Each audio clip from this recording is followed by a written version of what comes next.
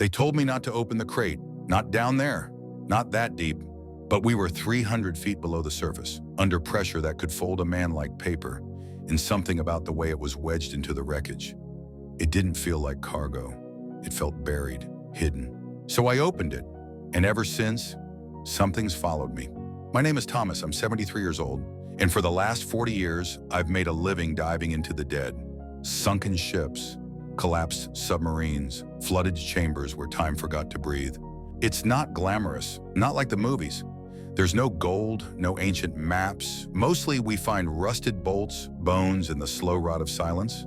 But once in a while, we find something that wasn't meant to be disturbed.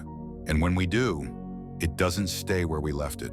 You've probably seen videos, those eerie underwater explorations with the flickering lights and muffled breathing. But what you don't hear is what happens after the dive, what follows you home. Most divers don't talk about it. They drown it in whiskey or denial. But I'm tired of pretending. This last job, this last wreck off the coast of Nova Scotia, it changed me, made me question everything I thought I understood about history, the ocean, and what's allowed to rest. I never told my team what I saw inside that crate, but I'll tell you, because I think someone else already opened one just like it, and they didn't live long after. So listen closely, because this isn't a story about treasure, it's a warning. Most people think diving is peaceful, like floating in silence. But the truth is, the deep ocean hums, it creaks, it moans.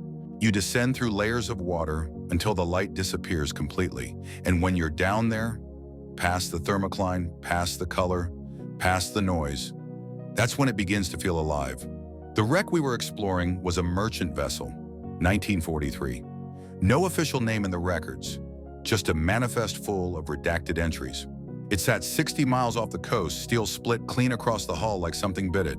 I'd seen warships before, torpedoed, twisted, burned from the inside out. But this one was different.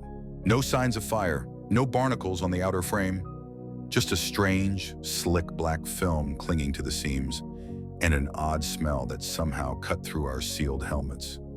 Rot and metal, but wrong. Inside the ship was a mausoleum, chambers half collapsed, bulkheads eaten by time. We found uniforms, helmets, but no bodies. That's rare. There's always something left, bones, teeth, scraps. But this ship was hollow, like everyone had vanished before it sank. We checked the cargo hold last, standard crates, rotted wood, iron nails. Most of them empty or waterlogged to pulp.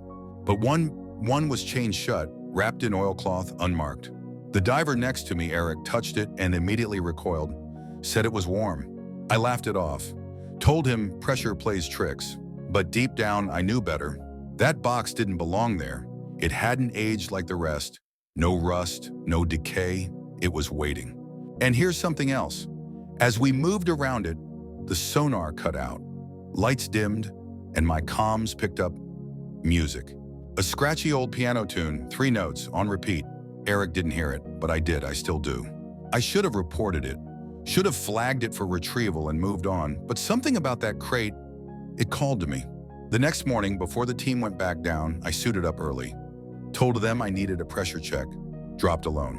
When I reached the wreck, it felt colder than before. Even through the suit, the cold bit, and the crate, it had shifted, like something inside had moved. I hovered above it. My hand trembled as I unclipped the latch. The chains came undone easier than they should have, like they wanted to fall. Inside, it wasn't gold or weapons or anything I expected. It was a mirror, tall, ornate, carved in black wood with symbols I didn't recognize. No reflection, just darkness. And then movement from inside the glass. A flash of faces, not mine, not anyone I knew. Children, soldiers, screaming silently. Their mouths opened wide, but no sound came, just the pressure in my skull. Then all at once, everything went black. I woke up back on the boat. They said they found me floating near the surface, unconscious, no oxygen left, but I don't remember surfacing. I remember the faces, and one word that echoed just before I blacked out. Return. After that dive, everything changed. I couldn't sleep. Every time I closed my eyes, I saw that mirror, and the faces behind it. Things started happening around the house. Electronics glitching, mirrors cracking on their own. My dog refused to enter the room where I kept my gear. Then Eric disappeared. Last I heard, he went back out to the wreck, alone. Wanted to see it again, he said.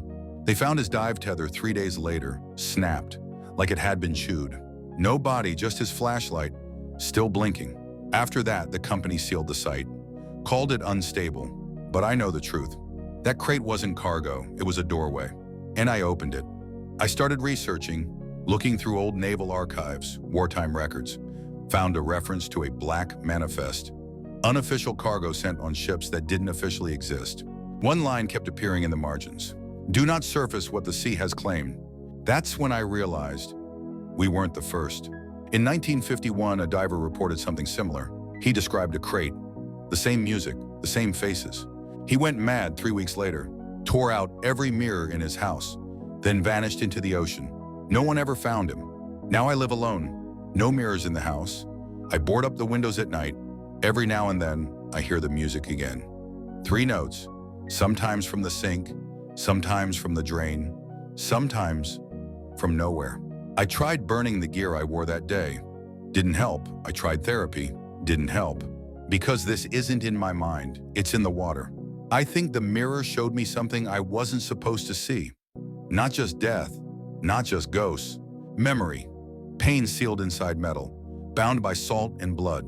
I keep thinking about what that whisper meant. Return. Maybe it wants the mirror back. Maybe it wants me. I'm tired now. 73 years is a long time to carry silence.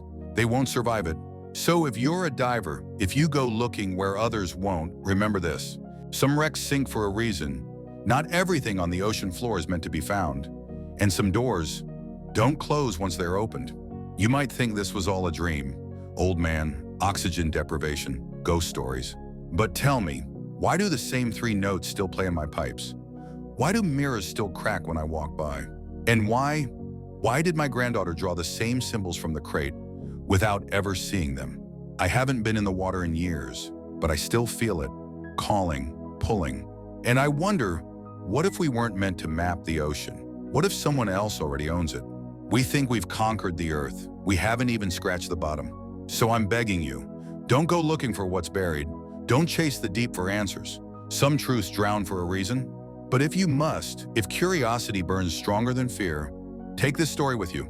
Like a pressure gauge, let it warn you when things start sinking. And if this story hits something in you, if it made your stomach twist or your heart slow down, then you're exactly the kind of listener I needed. So stay with me. Like the video, subscribe, and leave a comment if you've ever felt the ocean watching you.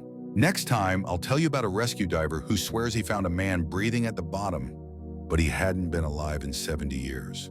Until then, keep your ears open, and whatever you do, don't answer the music.